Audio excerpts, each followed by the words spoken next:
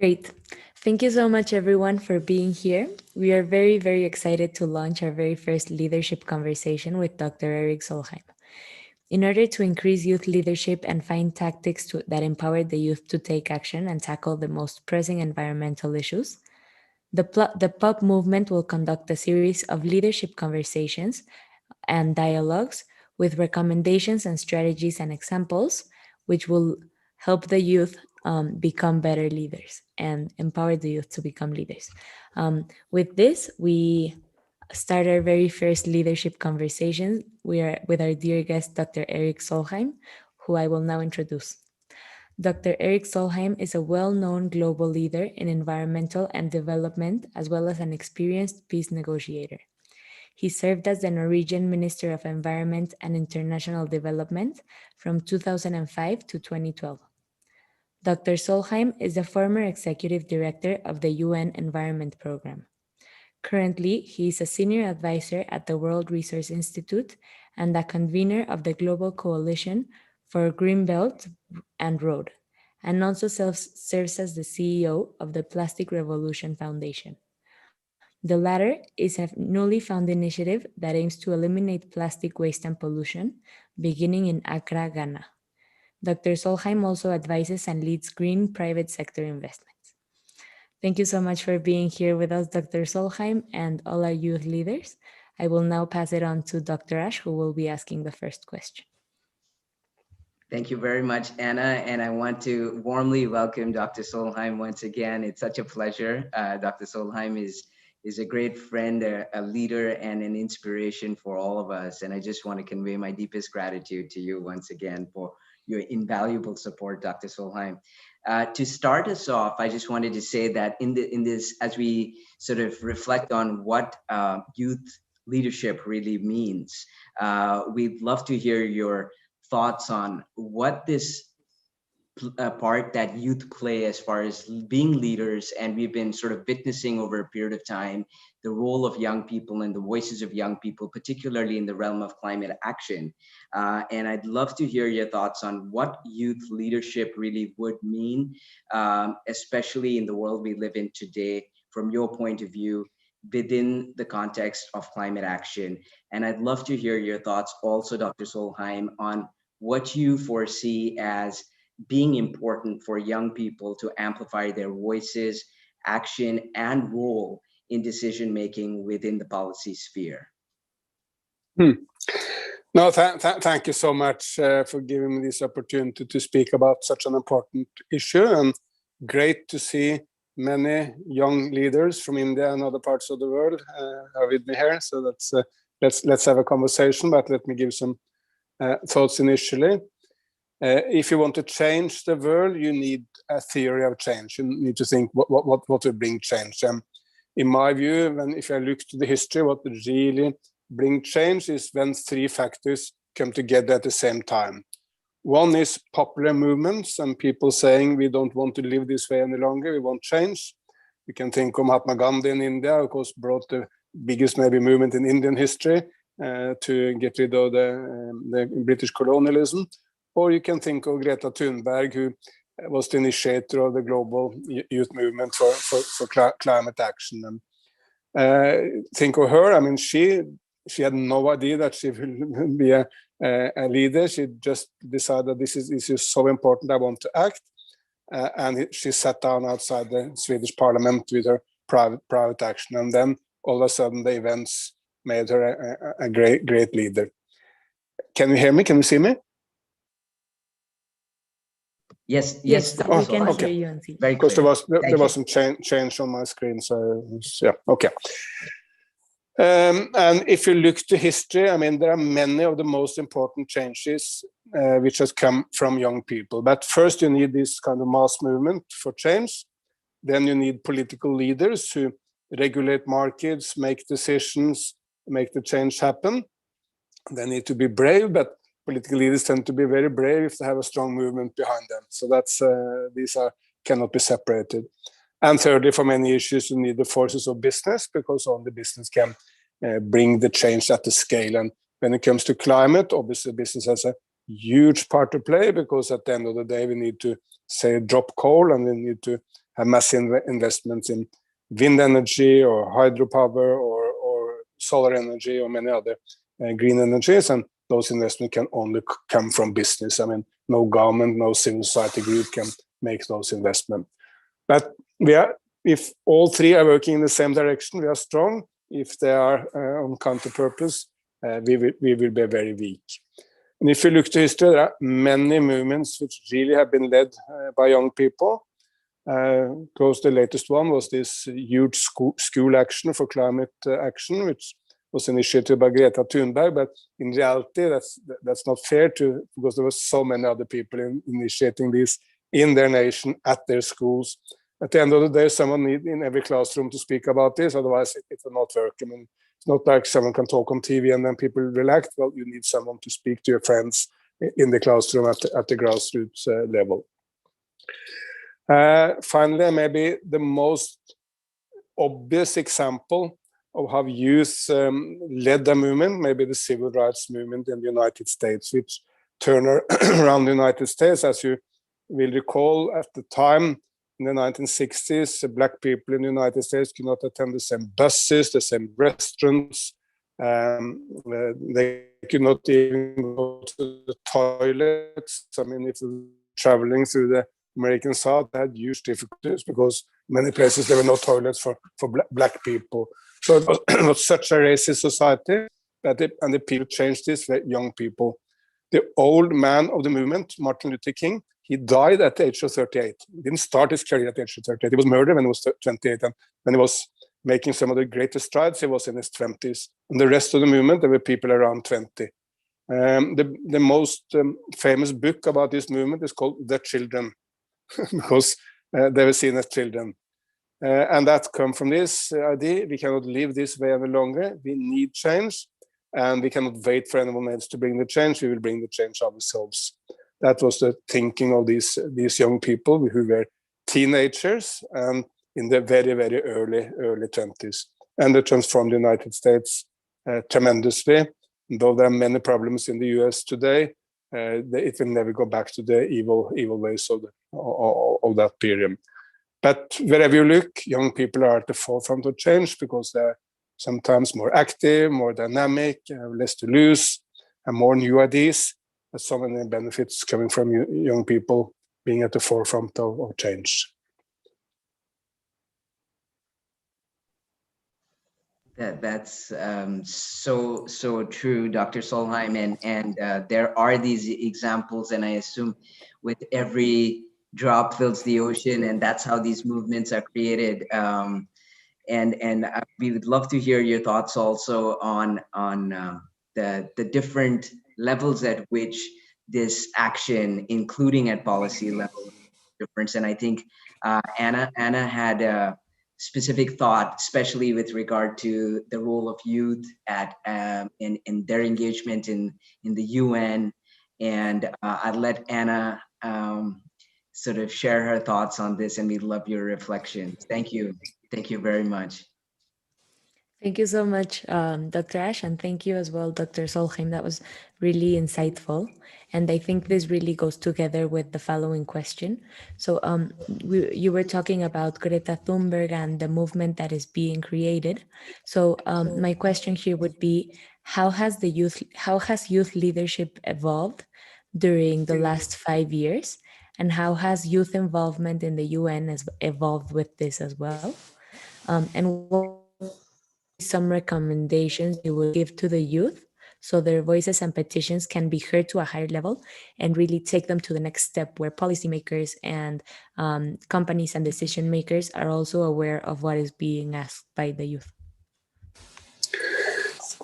I think it's maybe useful to reflect a little bit on what role young people can play and what role they can not play. I mean, and Greta Thunberg, I think, is a prime example because she has been extremely brave, speaking up to power in a way very few would dare to do. I mean, she was in the UN and she was ridiculed by the most powerful man in the world, Donald Trump, at the time.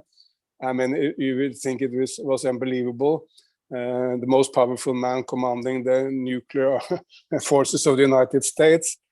make really attacking a young teenager from Sweden. It was incredible, but she was so brave. But what she is doing is kind of keeping up the temperature, telling leaders you need to change. She cannot suggest all the changes we need because that has to come from others. I mean, she's not a solar panel engineer. At the end of the day, maybe the most encouraging factor for the climate struggle over the last 10 years has been the fact that the cost of solar is now a tenth of what it was. 10 years back, solar power was 10 times more costly than today. That has come because people have demanded change, but it will also come from scientists, business people, engineers making all these changes happen. And now solar power in the world is the cheapest power which has ever has existed at any point in human history. And India is in the forefront because solar power in India is now the cheapest in the world. It's also a norm. I mean, China is producing a lot more solar power at the moment than India, but the costs are now at the lowest in India, which gives India a lead position. Also, the International Solar Alliance, which Prime Minister Modi did set up, is a prime vehicle for this to happen. But some people criticize Greta Thunberg, saying that she's too negative. She is not giving the solutions. But I see a division of power here, or a division of work, and she is keeping up the temperature, keeping up the pressure, and making strong demand for change. And then change is coming from President Xi Jinping of China, President Biden of the US, Prime Minister Modi of India, who regulates market, and then the business people doing all the nitty-gritty stuff for the new technologies, the engineering, making the electric vehicles, making the electric rickshaws or bikes, all this kind of work. So let's understand that there are roles for everyone. When it comes to young people in the UN, what's key is that they are not just individuals, that are working with others. Because sometimes I hear young people speak in the UN claiming that they're speaking on behalf of world youth, but they're just making their own view. And they're young people with conservative ideas, they're young people with radical ideas, they're young people on the left and center and right of politics. So young people should, when they speak, they should make sure that they bring in different views and speak on behalf of more than themselves. And I think Greta Thunberg has been able to do that. She has kind of become a kind of a voice of a generation, but she's not alone. There are Greta Thunbergs in India and Mexico and the United States and Europe and Africa and everywhere. Thank you. I completely agree. I think it's really the youth coming together what gives it the strength to the movement. Now, I would like to hand it over to Priyanka, who will ask a question about, more specifically, about plastic pollution and youth leadership in plastic pollution. Thank you so much, Anna. Thank you so much, Dr. Solheim, firstly, for giving us this opportunity to have this dialogue with you. It's truly a very, very big honor for us to be able to raise our voices and share our thoughts and questions with you and to get your expert viewpoint. So my question is primarily focused towards plastic pollution. So currently there are many solutions that do exist when we look at plastic pollution, be it in terms of science, innovation, technology, or in terms of policies or awareness campaigns and in action in the area of action. But somewhere the impact that we want to create from all of these solutions that exist, it's not really being reaped, or we are not being able to really see the results of it. So my first part of the question would be, why do you think that's the case? Where is it that we are maybe going wrong? And secondly, what kind of leadership do we need when we want to, say, effectively implement these solutions that we are talking about at the local, regional, national, international level, when we look at all these different levels? So yeah, that would be my two-part question. That's a great question. We are struggling to get rid of the plastic because plastic from the beginning is a very useful material. We got addicted to plastic because it was, I mean, if you look to the public relations from 20 years back, even more so from the beginning of plastic, was seen as the miracle material. It could solve so many purposes for humanity. And there is nothing wrong with plastic as long as it's not in the wrong places. There should be no plastic at beaches, in rivers, in oceans, in natural parks, in streets, in slums. All plastic should be recollected and recycled. And of course, COVID-19, I think, has underlined this, because there have been any number of new plastic products coming during the pandemic, simply again because it's convenient if you want to get away from the virus. Plastic gives protection in masks and others. So the problem is there because plastic is useful for humans. So then what is the solution? In my view, there's threefold solution. Number one, avoid. There are a number of plastic products we simply don't need, which we can do very well without. Why can't we drink from a cup? Why do we need a plastic cups? I mean, no one was drinking from a plastic cup. If you go to your grandparents' generation, they would have ridiculed you if you have said that you should drink from a plastic cup. Why do we need plastic cutlery? If you want to celebrate, whether it's Diwali in India or the Chinese New Year, which is coming today, or whatever, do we really need all these balloons which go straight into the nature when we pop them up and tend to be eaten by birds and others? Can't we celebrate in other ways? So avoid. European Union, for instance, have now made a list of plastic products which will be prohibited in Europe. And that's also been done in a number of Indian states. I recall I was trying to buy some plastic cutlery in Maharashtra for the purpose of a film. And then the guy in the shop said, no. If you want plastic cutlery, you must go to another state. If you don't sell that here in Maharashtra. So one, avoid.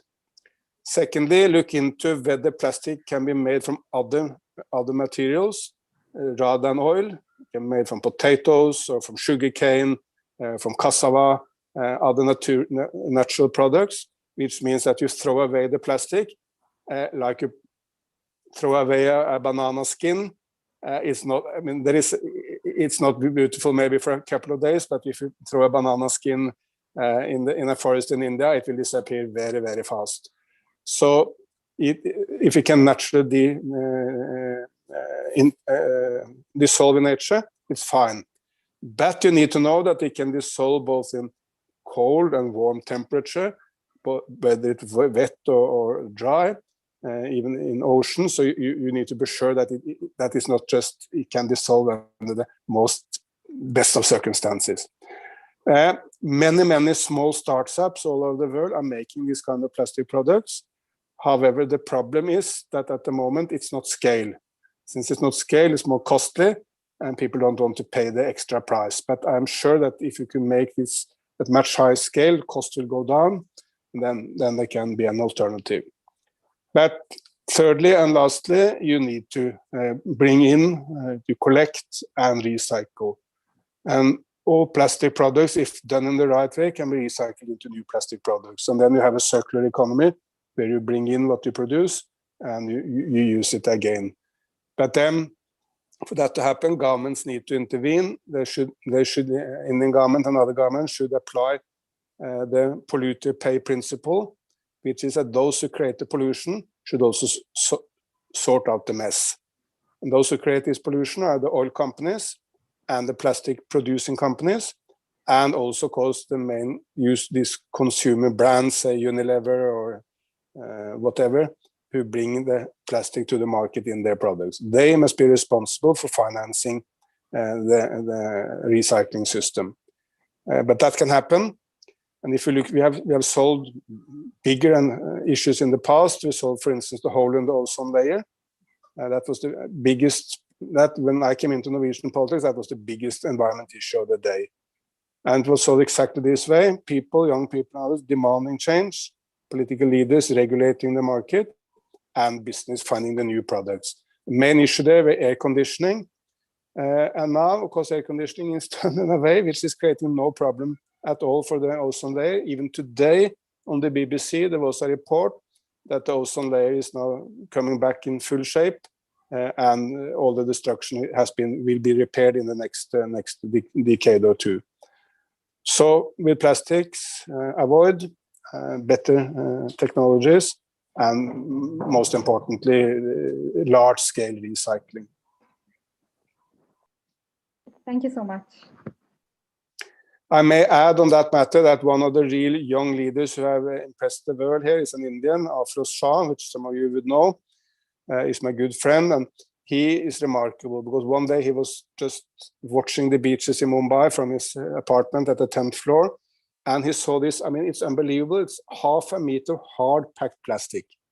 This has come, of course, not in one day, but year after year, the plastic washed into the beach and then packed and packed and packed. And no one wanted to take the girlfriend or boyfriend and go for a walk on such a beach. No one was playing soccer, the Indian great game of cricket. No one was doing that. The fishermen avoided the beaches because it was a complete mess. And then what he did was remarkable because he didn't send a letter to Prime Minister Modi or to the Chief Minister of Maharashtra, didn't make an op-ed in the newspaper. I mean, all this may be useful for sure. But what he did was simply to lead by example. He went down to the beach and started cleaning. With, at the time, one other person. That other person even passed away in the meantime because he was very old. But then there were tens, hundreds, thousands. At the end, hundreds of thousands of people have been involved in this beach cleanup. But then, of course, something very interesting happened because by that leadership of a young lawyer at the Maharashtra Supreme Court, then other people came and said, business came and said, but if you want this to be effective, maybe we can provide some machinery for you, which can grab the plastic more effectively. And if you want this to be effective, you cannot just collect the plastic. You need to stop the plastic in the first place, coming into the creeks and then into the ocean and then washing up on land. So you simply need to stop the plastic at source. And then the Chief Minister of Maharashtra and other lead politicians also came in and said, let's work together to get this right. And at the end, Prime Minister Modi even mentioned him in one of these speeches to the Indian people, saying this is a hero of India. So what started with one man's action ended up as a huge mass movement and also then influencing both business and politics. That's what we should emulate all over the world. Let's make Afro Shahs in every nation in the world.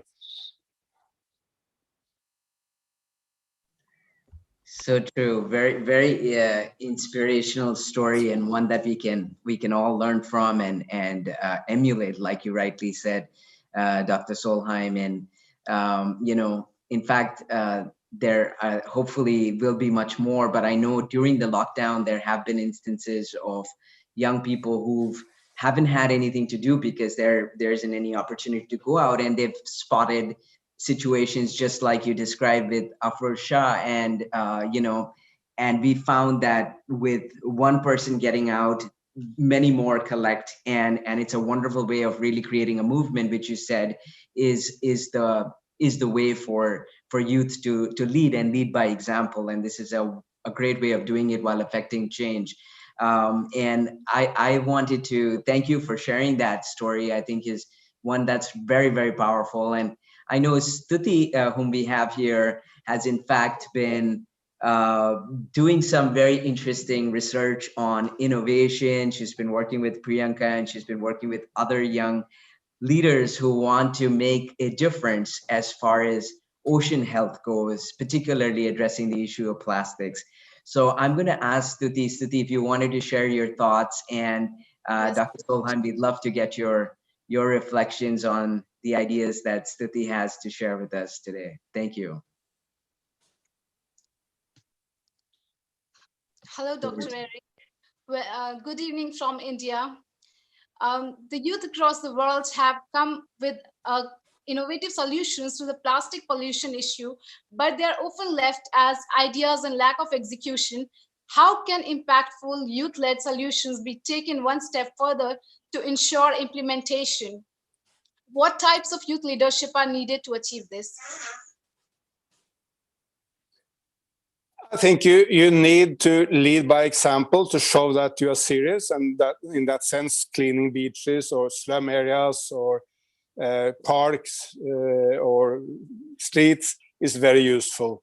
But you also need to speak up to power and tell business and political leaders that it's time for change. We cannot continue like this.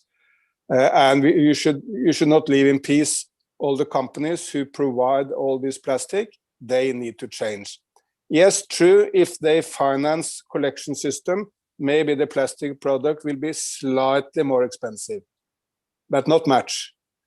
So if you make the plastic bag or the packaging or whatever a little bit more expensive, you will finance the collection system in a good way, and you make those who provide the plastic responsible. But then you need to tell them in no uncertain terms that it's time for change.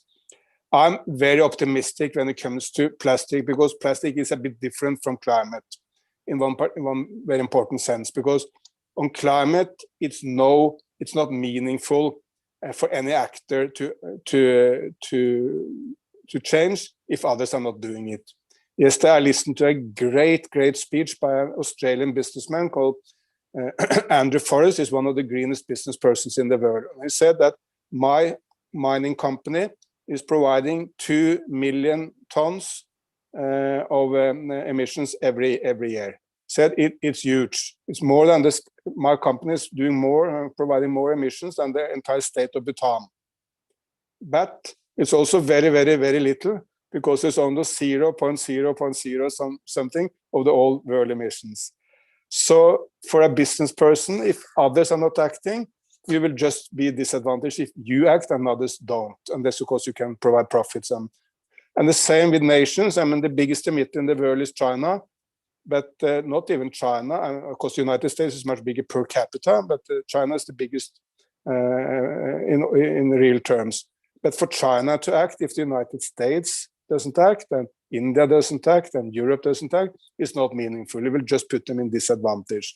So in that sense, of course, the United States is looking to China, China is looking to the United States. We need global treaties and global action and global trust. That's now coming, because now you see we have a very favorable moment, because now President Xi in China, President Biden in the US, European Commission and Modi are all acting in the same direction. So we see a great momentum. Plastic is very different, because if you go to the beaches of Mumbai, you find not one single piece of plastic with Chinese characters or which is coming from the United States. All the plastic there, close to 100%, comes from India. So there is no need for India to look to what the Americans or the Chinese or anyone else do. If you want to clean up the beaches of India, you start in India. That goes exactly the same if you go to the beaches of China. There is nothing coming from India at those beaches. I mean, the plastic is simply, you may maybe find 0.1%, something like that, but 99.9% of all plastics everywhere is from that nation, from that place. And that makes me very optimistic, because people don't want this hello plastic at their beaches, in their neighborhoods. And that's why they will also put pressure on both business and governments to act. So in that sense, if one nation is successful, it can set example for others. A very successful nation is a small one, which is Rwanda in the midst of Africa, 10 million people up in the mountains there. And it's by far the cleanest place in Africa. Why is that? Because in my view, they have a great president who's really taking the nation to a new level. And I asked him, how did you do this trick? How did you make Kigali, the capital of Rwanda, the cleanest place in Africa? And he said, all Rwandans, he said, are keeping clean at home. Nearly all Rwandans are keeping clean in their own garden. But when you go out to your garden, all of a sudden you start throwing away things. You need to take the spirit from your home to the society. If you keep clean at home, why don't you keep society clean? And with that trick, and of course showing the leadership and inspiring people, he has made Kigali, I mean, it's amazingly clean. I thought maybe Japan was the cleanest place in the world, but Rwanda, you won't see one chocolate paper or one peanut box or whatever. You see, simply it's nothing. It's absolutely clean. And then people have got into the habit. I mean, it started with the president, but now it's the habit of people. I mean, if Priyanka doesn't see Stuti throwing anything away, she will not do it either. I mean, that's how we keep ourselves in check. That's such an important example, actually, Dr. Solheim. I haven't been there myself, but from everything I hear, they also on Sunday mornings, every single citizen gets out and starts to clean the city. So it's a little bit of what you described in terms of a movement. And it's a collective spirit, I think. And perhaps if we can create that kind of spirit among the youth of the world, where and youth are not only those who are in school and colleges, but also those who are working in businesses and corporates and playing a part as far as decision making in cities and states. Maybe we'll see this at scale. So I think this is a great example of the one that you shared for Rwanda. Rwanda is an amazing success. And another thing in Rwanda, if you in some of the neighboring states in Rwanda, if say you are caught by the police speeding, you just ask the policeman, how much do you want? And you have a negotiation with the policeman, and you pay something, and then it's all fixed. If you cross the border into Rwanda, if you are speeding, they will take you to the police station. You will pay the fine, and you will get a receipt. And of course, this creates such a different spirit in society, because when people see that the president is clean and the society, at least they do their utmost to keep it clean, both money-wise and when it comes to trash, it creates a very, very different spirit in society, which I admire. Very much. Yes. Thank you. That's a great example and an inspiration. And a lot of the examples that you shared with us are hugely inspirational. Just as we sort of conclude the conversation, I'd love to hear your thoughts, Dr. Solheim, on what you think in terms of next steps. If we had to think of the issue of, it's sort of twofold, like you rightly described, the issue of plastics is quite different to the issue of climate in some ways, and I realize there are connections. But if we had to think of what would be next steps, if we had to look at youth leadership in terms of addressing these issues, what would be your advice for us in terms of where we should start to look and where we should start to act? Please. I think all true environment action also starts with the love of nature, to protect Mother Earth and nature. If you don't love nature, you will normally not be an environment activist. And people should look into what's their love. I mean, if you think of beautiful nature, will it be the Himalayas, or will it be the Ganga or the Western Ghats, or whatever in India? And of course, similarly, wherever you are, look into what is the nature you love. And I can't hardly think of any human I have met who don't have this love for nature in some place, in some way. So try to bring that feeling, and then start working on how we can protect Mother Earth much better. And here there are good and bad at the moment. I mean, overall, of course, we are unfortunately bringing more and more habitats under human influence, which makes life difficult for wildlife. However, there is also a strong counter-current. India, for instance, just last year opened a good number of new wetlands, which are much better protected. If you look to the tigers, there are much fewer tigers than there were 100 years back, but the tiger population is now on the increase. Nepal became the first nation in the world which doubled its tiger population, and also in India, thanks to good work, this is increasing. And remind yourself that tiger is one of the most difficult animals to protect, because it's one of the very, very few animals who attack humans to eat us. Polar bears do it, maybe sharks, but very few other animals are seeing humans as a prey. So for people in villages near the national parks and protected areas, it's not easy to live with a tiger. So it's a great achievement that India has been able to do this.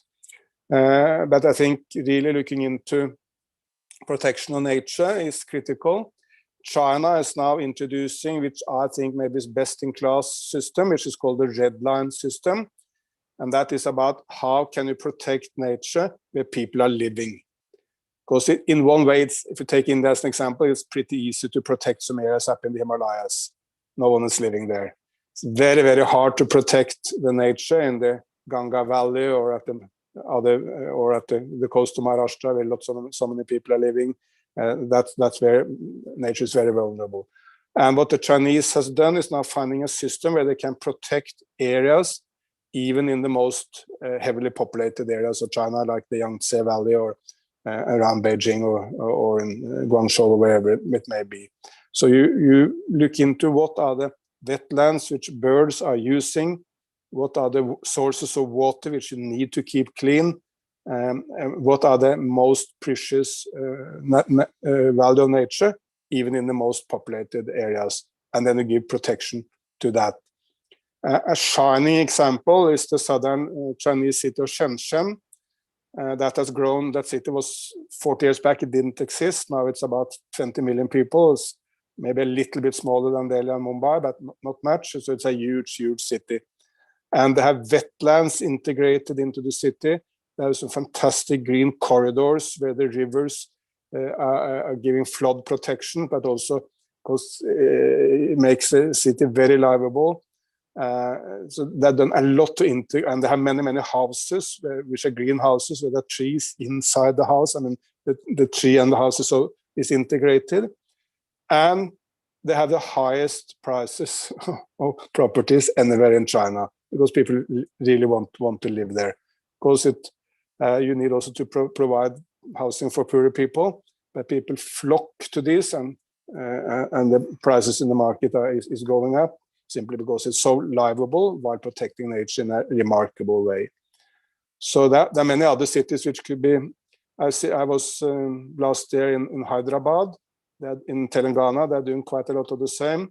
So the tree cover in Telangana is now increased by close to 4% since the state of Telangana was formed, and that's not that long back. So Hyderabad has many of the same ideas as in Shenzhen, as to make the city green and the state of Telangana green.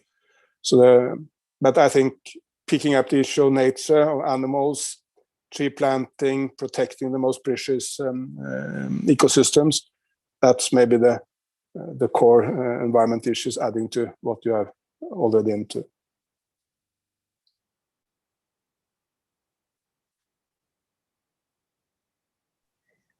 Thank you so much. That's very, very insightful and wise. And I think that lies at the heart of everything, our love for nature and our desire to protect our future by protecting the planet and all ecosystems. So thank you very much, Dr. Solheim.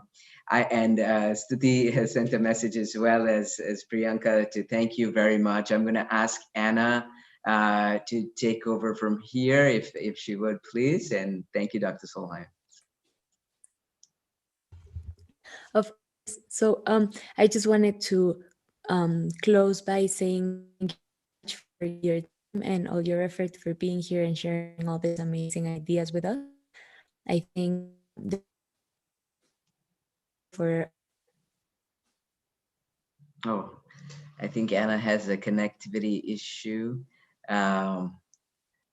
Okay, and I think we've lost you, but I just wanted to say, Dr. Solheim, thank you very much. Your time, your words, your wisdom, and your the examples that you shared with us are very, very inspirational. And I just wanted to say that as we have a small community of young people who joined us here, we have most of them focused on issues of either research, innovation, leading action, and mobilizing young people to undertake projects and initiatives that address issues of climate action, as well as addressing the issue of plastics. And I think we've all learned a lot. I just wanted to say once again that this conversation was one that we're hoping to be able to continue as a basis for us to learn and be inspired about, around issues of leadership, especially as a lot of budding young leaders